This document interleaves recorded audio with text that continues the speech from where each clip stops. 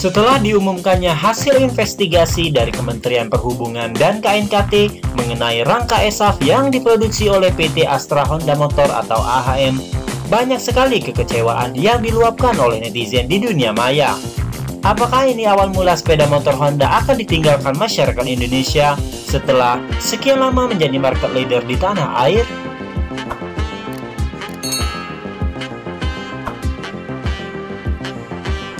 Menurut tim peneliti Ditjen Hubdat dan KNKT, PT Astra Honda Motor atau AHM membuat rangka ESAF dari raw material berupa high strength steel yang diproses menjadi rangka. Kemudian dilakukan pelapisan coating dengan metode CED atau Cathodic Electrode Deposition secara dipping atau celup. Hendro mengungkapkan semua proses yang dilakukan dalam produksi rangka ESAF telah memenuhi persyaratan standar manufacturing global. Selain itu, Kemenhub juga menyebut bahwa rangka ESAF masih jauh di bawah batas elastis atau yield point dari material rangka. Kemenhub dan KNKT pun melakukan pemeriksaan pada rangka ESAF yang digunakan konsumen. Berdasarkan hasil pemeriksaan, ditemukan adanya karat pada bagian dalam rangka ESAF yang tidak terlapisi coating. Demikian lubang pembuangan bawah rangka yang berpotensi tertutup kotoran sehingga membuat air tersumbat dan bisa menyebabkan udara lembab di sekitar rangka yang berpotensi dapat menimbulkan korosi. Hasil dari investigasi ini jelas bahwa rangka ESAF terbukti berkarat. Namun KNKT dan Kementerian Perhubungan belum memerintahkan AHM untuk melakukan recall atas rangka ESAF yang berkarat. AHM hanya menyediakan tempat pengaduan bagi konsumen yang ingin melakukan pengaduan dan pengecekan rangka. Mendengar berita tersebut, banyak sekali konsumen Honda yang geram kepada AHM yang tak kunjung merecall rangka ESAF buatannya. Keputusan yang diambil oleh Kemenhub, KNKT, dan AHM ini sangat mengecewakan konsumen Honda yang menggunakan rangka ESAF. Banyak sekali komentar, cibiran, maupun kritikan pedas di media sosial. Bahkan pada akun TikTok pun terdapat netizen yang menghancurkan motor Hondanya, entah kesal karena rangka ESAF atau bukan.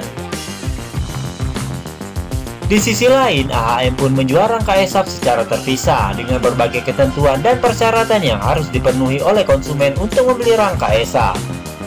Berdasarkan hasil penelusuran kami, harga rangka ESAF mulai dari Honda Beat sampai Honda Vario 160 memiliki perbedaan. Bisa jadi karena dimensi dari rangka tersebut. Seperti Honda Beat, Scoopy, dan Genio yang dibanderol dengan kisaran harga Rp1.150.000. Sedangkan untuk Vario 160 dibanderol dengan kisaran harga Rp1.370.000. Harga tersebut belum termasuk jasa bongkar pasang, kurang lebih 300 ribuan. Kekecewaan konsumen akan berdampak pada pasar penjualan Honda di tanah air ini. Lantas bagaimana nasib AHM ke depannya? Diketahui bahwa Honda menjadi market leader dalam beberapa tahun ini dengan penjualan tertingginya disokong dari motor matic sejuta umatnya seperti Honda Beat, Genio, dan Scoopy. Guna mengambil hati konsumen, banyak merek selain Honda menjual motor dengan memamerkan rangka buatannya. Hal ini berkaitan dengan rangka ESAF Honda yang menjadi viral. Dengan memamerkan rangka, berharap konsumen berpindah ke lain hati dan bukan ke satu hati atau one heart. Selain itu, Yamaha pun menggelar konferensi dengan mengundang beberapa wartawan otomotif untuk memberikan gambaran rangka yang digunakan Yamaha NMAX, sampai dengan memperagakan dengan cara memasukkan air ke dalam rangka NMAX sehingga terlihat jelas rangka NMAX memiliki saluran pembuangan air yang lebih baik. Belum adanya recall dari AHM mengenai rangka ESAF, apakah akan berdampak buruk pada penjualan Honda pada masa yang akan datang? Apakah ini awal mula keredupan motor Honda di Indonesia? Setelah hasil investigasi ini, apakah AHM akan menstop motor yang menggunakan rangka ESAF?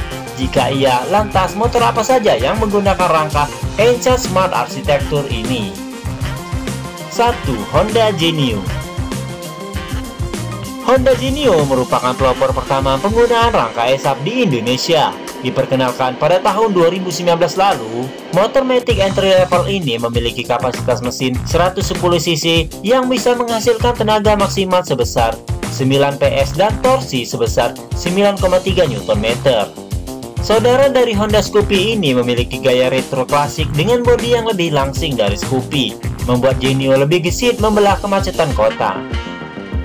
Penggunaan rangka ESAF pada Genio membuat motor ini menjadi lebih ringan dengan berat 93 kg, bisa membuat Genio mengkonsumsi bahan bakar yang tergolong irit. Berdasarkan hasil pengujian Autorider.com, New Honda Genio 2022 tipe CBS ISS bisa menempuh jarak hingga 70,3 km dengan seliter bensinnya. 2. Honda Beat. Siapa yang tidak kenal dengan sepeda motor satu ini? Skutik andalan Honda yang sudah dipasarkan dari tahun 2008 dan menjadi salah satu skutik dengan angka penjualan tertinggi. Penjualan Honda Beat menjadi tulang punggung bagi AHM.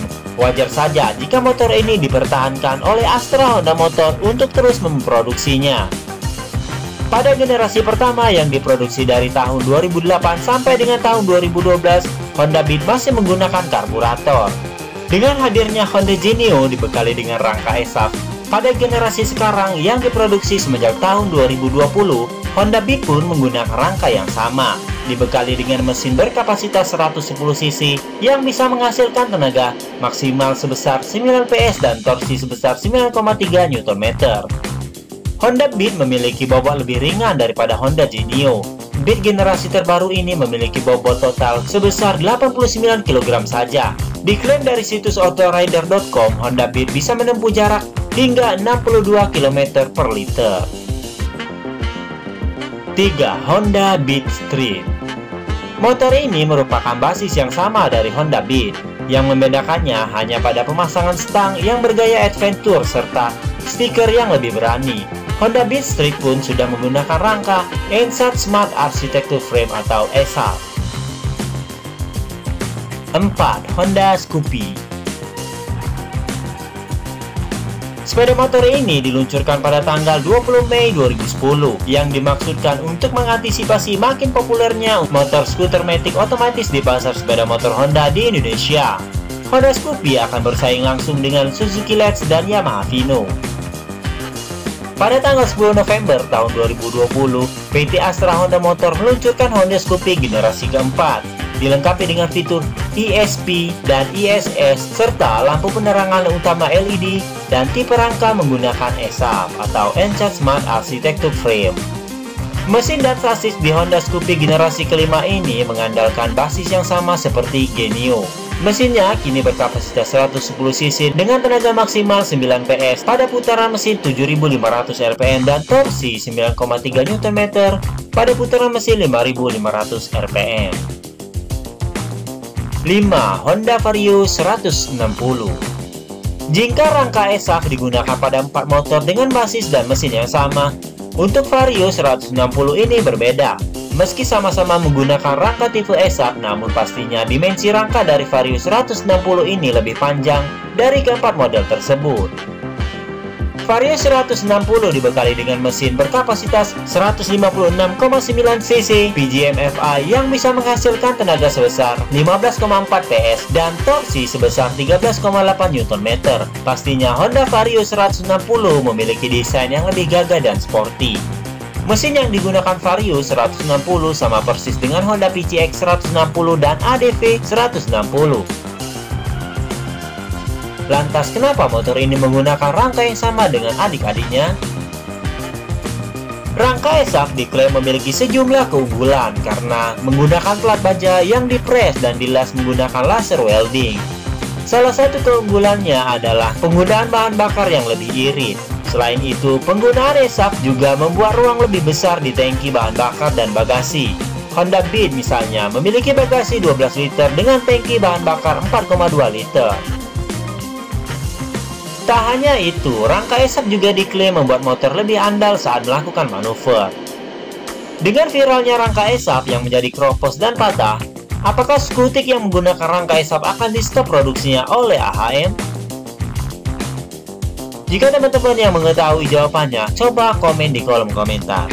Terima kasih bagi teman-teman yang sudah subscribe, dan bagi teman-teman yang belum subscribe tidak ada salahnya untuk subscribe sekarang juga. Terima kasih. Wassalamualaikum warahmatullahi wabarakatuh.